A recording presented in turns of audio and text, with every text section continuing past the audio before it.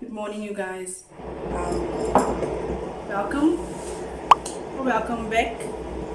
Welcome if you're new here. Thank you so much for being here.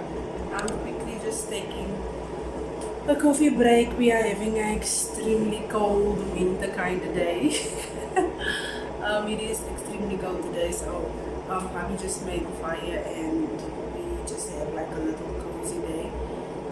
So I'm just having a quick coffee break. The kids are at school, so I just started in the living room, which are not that messy.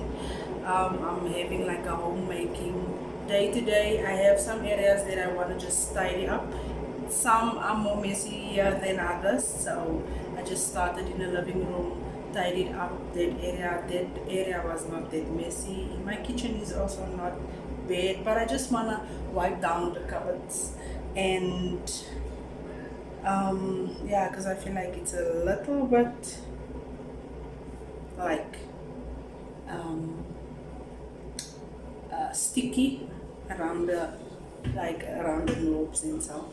So I just want to give it a nice little wipe down and then take the kids' room. And as always, there's always laundry. So I just wanna do some tidying up around the kids in the kids' bedroom, and then